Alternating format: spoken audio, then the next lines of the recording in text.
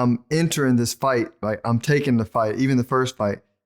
I took my fights to expand my skills, right? And so I wanted to win, but winning for me it was too stressful to think about winning because I didn't have control over that, right? What I had control over was uh, the time that I put in preparation, right? The mindset preparation I put in, my conditioning, right? Studying my skills, studying other fighters, right? And it aligned with my goal because my goal was to get better. So I felt like if I put in my 6 to 8 week training camp and I put the time in to get better, then I can like do it in a relaxed mindset. And then when I got to the fight, there was no unnecessary pressure because I was not competing against a fighter in the ring. I was more saying, okay, I'm here. This is what I practice. You know, my goal here is to just relax and do what I practice, right? And let the chips fall where it was. And gratefully, I won all my fights. And it helped me become a better fighter and a better business person because I was able to do what I did in business in a different domain, and it worked. And so a big mental health practice for me, and it encompasses the fighting, is just in life, I try not to do relative thinking, right? I want to be the best version of myself at any moment, understanding that I can always get better, and that somebody else's skill set or what they have has nothing to do with me because that's their life and this is my life, and we're here interacting together to strengthen and encourage each other to grow more.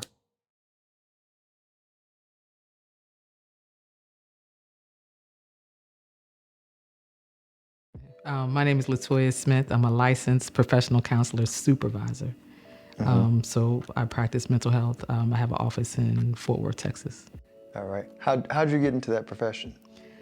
Listen, when I was when I was younger, I thought I was gonna be like female Spike Lee and do all kinds of movies and everything like that from undergrad. I applied to one film school and didn't get in. So I went home and I started working with kids, like during the day, kids who have behavioral problems, some mental health issues. And I was like, I like it, but I don't know what I'm doing. And then I applied to go back to grad school, and then here I am.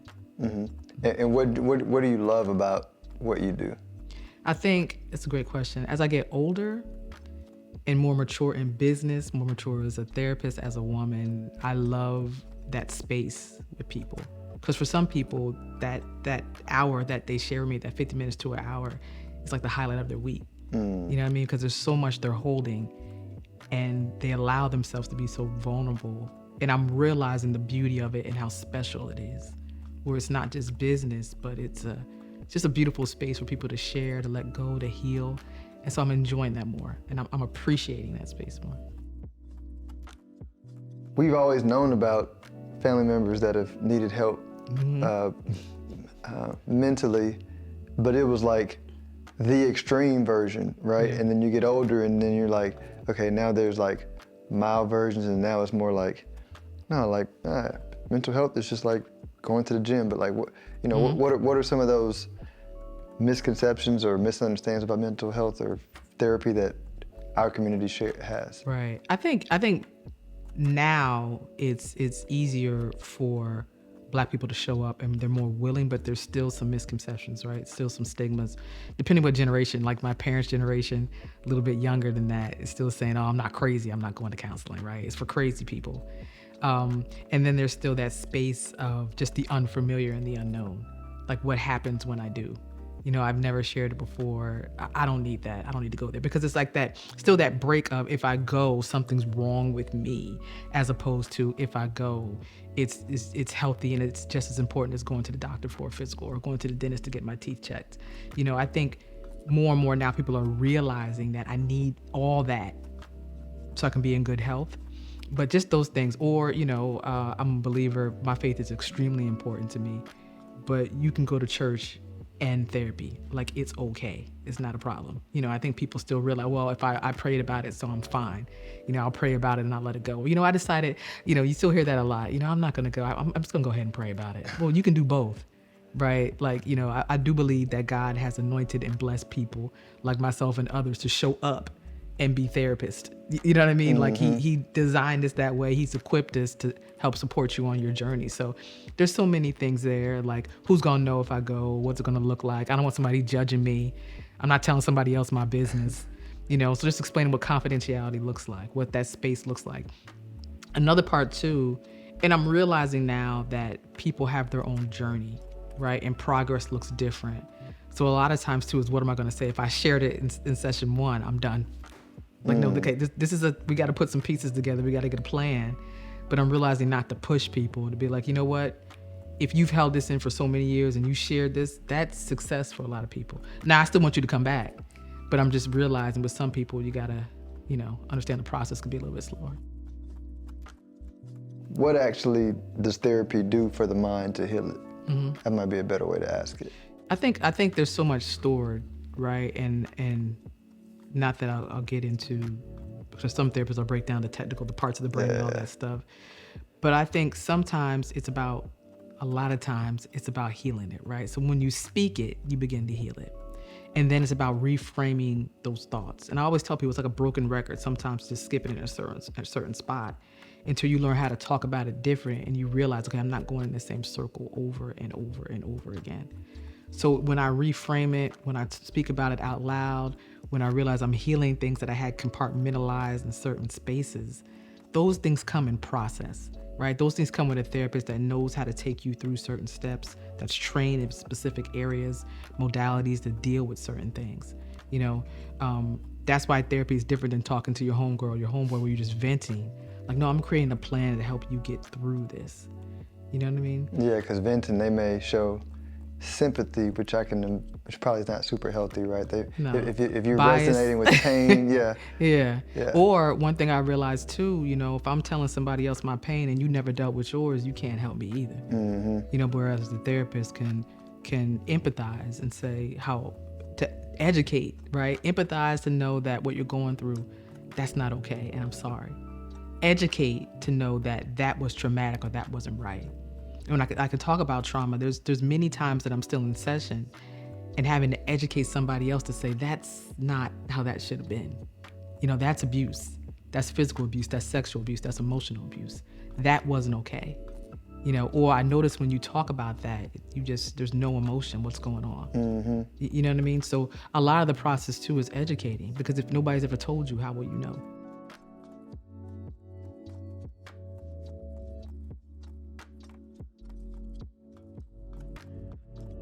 Hi, I am Pastor Aleem Bakari of Connect Church in the Arlington area. I've been in the Mansfield area since 1999, and this is a great place to live. And I want to also say thank you for having me, sir. How does your relationship with God, how's that impacted your ability to, and when I say mental health, right, I'm talking about your ability to feel good mentally, feel good mind, body, spirit, right? Operate as the man that you're called to be. Like, how has your spiritual journey helped with that? Man, I'll say this. First of all, in the context that I come from, I come from the hood, come from a single parent household.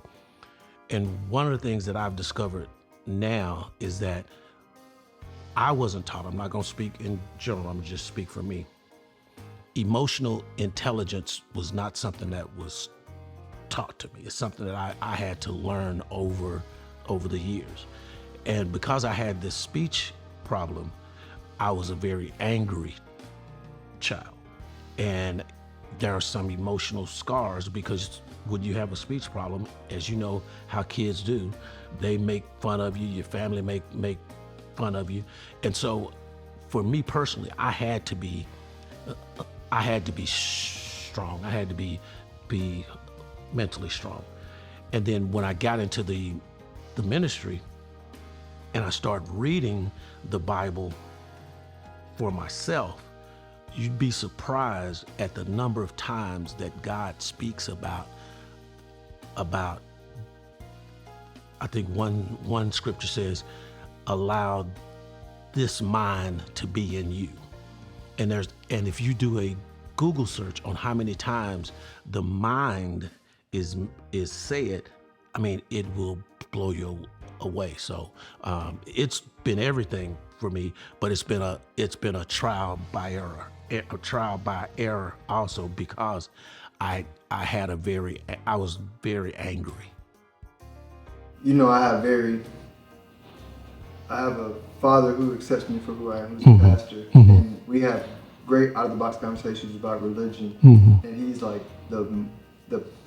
I feel like I designed my father in heaven, sent him ahead of me, and came because if I did not have him as a father, you know what I mean? Like I had to have a very understanding father. Yes. But Yeah. that I also respected because, and it's on what you said, he mirrored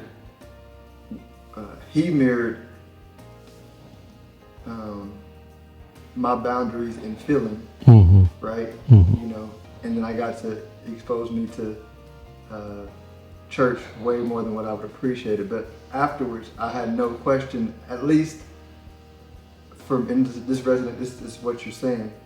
I had no question, at least in feeling of who I wanted to be, right? Now the expression of it, you know what I mean? That's why I say my dad is great, because he allowed me to express it in ways that was different from his generation, that he didn't understand at times, but he was open to. And so I feel like, you know, that is why I, even with my questions, still love Christianity, is because of, you know, the ability where I'm like,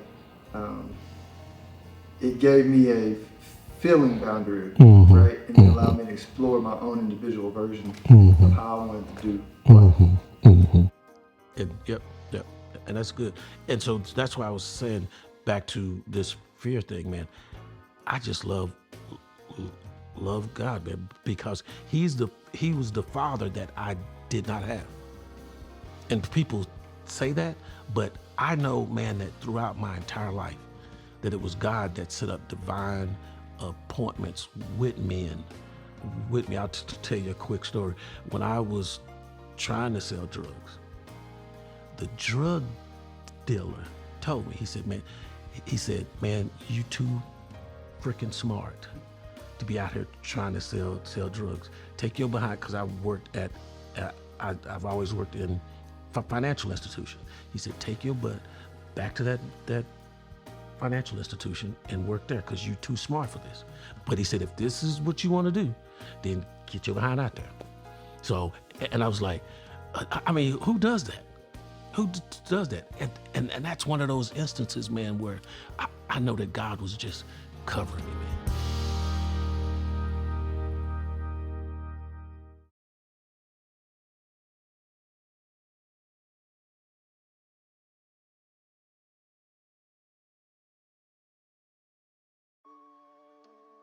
Right on. I'm Don Winslow from Fort Worth, Texas, where I've been a barber for a little over 20 years now. I didn't even know what therapy was until later. You know, I was well into my adulthood. But barbers were like our pseudo therapists, where we would, you know, share our thoughts, you know, share our views on ladies or whatever. At least me, you know, help you understand what it means to be a man from their perspective. So how have you taken what you've learned in life and now apply it to a barber where people are sharing everything with you? So the most important thing, and this is a huge responsibility with us that work in the industry, helping people learn how to process grief. Because I found that in the past, I struggled with what to say when somebody sit in the chair and say they just lost a loved one. They just, you know, lost my mama. Like, it could even be losing a career, losing a friend, losing a divorce, or, you know what I'm saying? And I really honed in on it in 2020. I lost my sister to COVID, and my nephew, he was the one that found her. you know, teenager. So fast forward, I'm cutting nephew hair, you know, his mama gone, trying to get connection to him, you know what I'm saying? Little bro got nephew living with him, enrolled him into another school. Nephew got in trouble. And like a good uncle should, my brother got on it. And nephew went to my mama's house, and he died by suicide.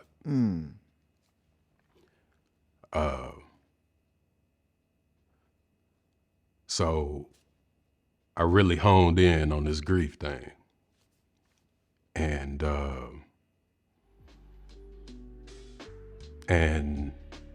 like I say, it's a huge responsibility that when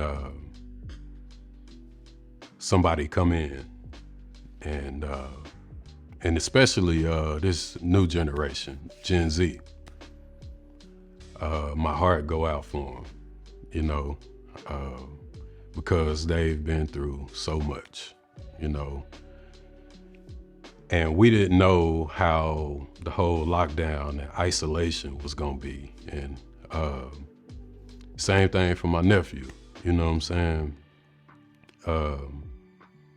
But the best thing I can do is just to be there for his generation, you know what I'm saying? So I learned how to properly process grief and to help others along the path too. So I learned there was 5 stages to the grief. And the first stage is anger, where, no, I'm sorry, it's denial. Like, what? I was just talking to him, you know what I'm saying? That's usually what they say. I just got through talking to him, you know? Then we go through anger, and that's where my nephew was stuck. If I would have known at the time, I probably could have did more. But he didn't want to go to his mama's funeral, you know. So it's the anger. Then you go through bargaining. That's what little bro going through. I'd do anything to get nephew back, or if I would have just been a little gentle on him, or, you know what I'm saying? It's the bargaining. And then we go through the depression, which is pretty much what we all know about grief, you know. And once we move past the depression, we get to acceptance, which sometimes looks a lot like depression, but, you know, it's just a person getting through it. And, you know, with the abandonment, 5 stages to that also, when my clients come in, because, you know, I did the counseling myself and read the books, so I know how to talk to them, you know. It's 5 stages to the abandonment, you know. And the first stage is the shattering, you know, somebody going through a divorce or a loss or, you know, separation, new environment, it shatters you, you know, which is the first stage. Then you go into withdrawals, you know. The next phase is internalization. Let's see, and then you go into rage. And a lot of times rage can be a good thing if you use it properly. You'll hit the gym hard, you'll make your goals, your vision board, you know, the rage. And then the last stage is lifting. And the acronym is swirl. So sometimes we swirl in and out of those stages, you know, and it's okay. You got to let yourself, you know, experience them, you know. So some days I wake up thinking about nephew and I get depressed. You know, I'm gonna allow myself to feel that on that day. And then I'm gonna get to it because I know the next day gonna be better than this one, you know. So I got a suite now where I cut it. And like I was telling you earlier, man, closing that door and people tell me their problems, man, like I feel a huge responsibility as a barber to be able to give them something, you know. that they can chew on and, you know, give to their people, man. I had a young kid lost his daddy, and he's the oldest, reminded me a lot of myself. Gave him them 5 stages of grief. And mind you, this kid don't talk much at all, you know?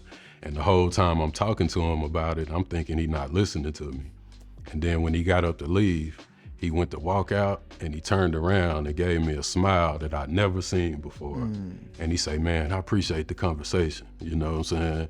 Real. I was like, man, straight up, just tell your little brothers and your sister, you know what I'm saying? Give them the game, you know what I'm saying? Like, and that's all I hope for is for their generation to take some of this and run with it.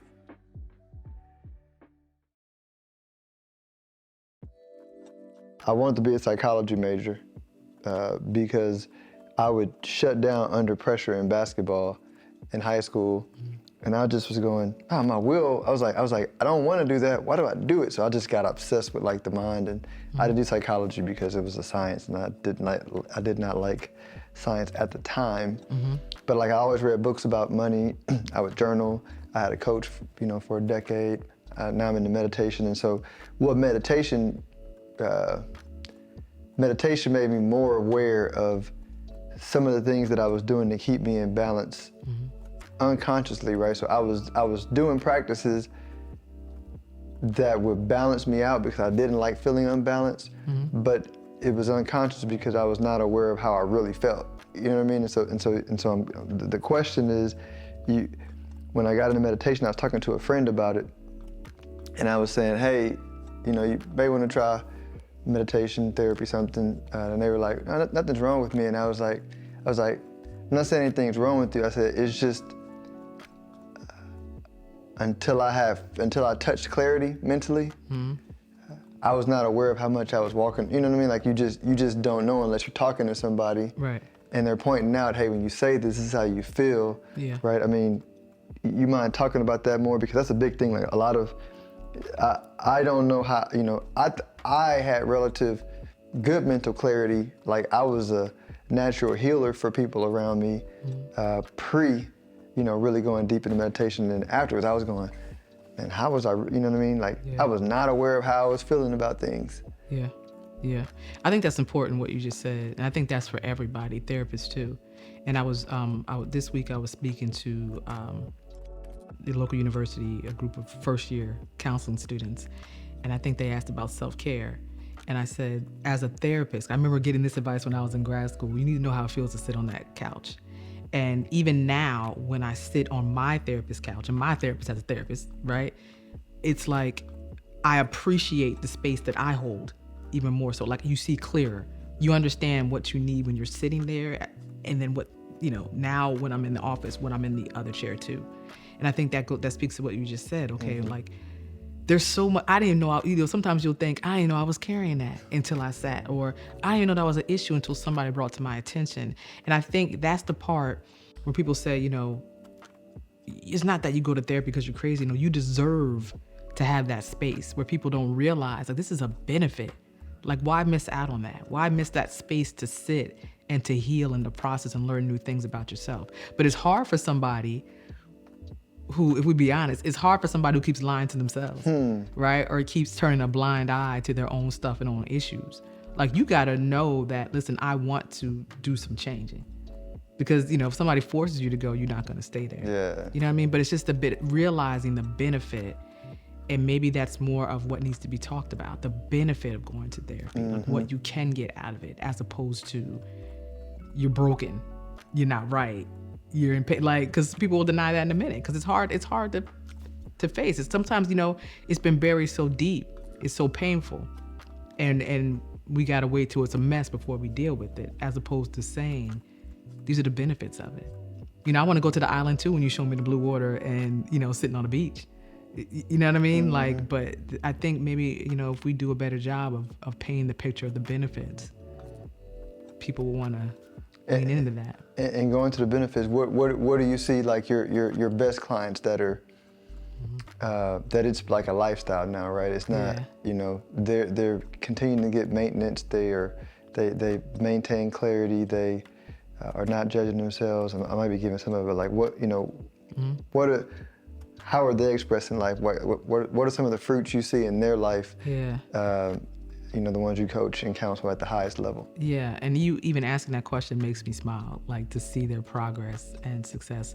One, they keep showing up, right? When it's not just the intake, but when it gets difficult, they're going to show up. Because I always tell people, every counseling session, you're not going to skip out of here. Sometimes you'll feel like you've been beat up because you're doing the work, right? But the ones who keep showing up when it's tough, whenever, right? The ones who actually change and put the work in, the ones who take it and apply what's learned in session, to take it and process it, and to realize, like, I have things that I need to heal. Or I don't like that about me. Or I don't like this situation. Or I don't even understand it, but I want to talk about it. The ones who talk more and share their story. What happens is the more they heal, the more they'll go tell people, I got therapy. Or, you know what I mean? Or this is happening, I got therapy, right? And I think the ones who are not afraid to dive deeper. And like I said a moment ago, sometimes that happens in seasons. It's sometimes for everybody, it's not right away. But understanding that it's a process. And sometimes the process is like you shoot up. Sometimes the process is you go down low to come back up, right? But they're not giving up on themselves. And they're understanding, like, I'm beautiful as I am, but I'm working through on this journey. Like, I love that part because it's not going to be perfect for everybody, right? And, one great thing about therapy too is that I always tell people in the intake, I kind of make a joke to help lighten it up, but I'm like, oh, you're not locked in for life. Like, just because you came on Wednesday at 3, this is not your session for the rest of it. But I want you to come, right? And I want you to come, boom, boom, boom, I may say it, but even if they came for 3 months, if they pause, they can come back again. It's okay. Nobody visits their doctor weekly. I hope not, right? That they're dealing with medical issues. That ideally you don't want to visit your doctor weekly, but therapy doesn't have to be like that either. Do you think therapy is a lifetime thing? And like, how do you recommend people wrap their mind around a continuous process of just, let me say it a different way, of being okay with discovering new things that they didn't know what was there, and not judging themselves, because there's always going to be, like, if you're growing, there's always going to be something there, right? Like a video game, you get to a new level and you find a new boss, and you're like, I didn't even know this boss was here. Yeah, it's a great question. You know what? When you asked that, I just had a thought, right? I remember, because I'm going to answer your question, but even if we look at like sports, right? I got 3 brothers, so I can always. Not that I know sports that well, but I kind of speak sports. But we look at LeBron, right? He's still practicing in his year 21. So there's things he goes and he works on, which is not the same thing. He's not working on the same way he did in year 1. It could be like to work on his body differently after 21 years of being in the league and getting beat up on a nightly basis, right? So when he goes to practice, maybe there's certain things he's working on differently at this age, or how he's eating is different. Or I remember an interview I watched with Kobe Bryant when he was coaching his daughters. He was like, yeah, this year we're working on this, the next year we're working on footwork, and this year we're working on this, right? So there's different levels as you learn. Like, I may still be doing footwork, but now I'm doing it when I know more, right? Things change. I move different and I act different. So it's not like, okay, you need therapy forever, as much as, no, you should always be taking care of your mental health. And in some seasons, therapy will need to be a part of that. Right? Because as you grow older and you mature in different areas, you're starting to look at things differently. When you're traumatized as a child, you look at it then, and maybe you get some work at that time. Now, when you become a parent, things are a little bit different, because now you realize I wouldn't have put my child in that situation. So now I'm trying to process what was going on here with mom and dad, or as a parent, what does that look like now? You know what I'm saying? So you healed in a certain season, but you could always touch it again. So I think the more important thing is mental health should be important for everybody always. And then sometimes in certain seasons, therapy is needed.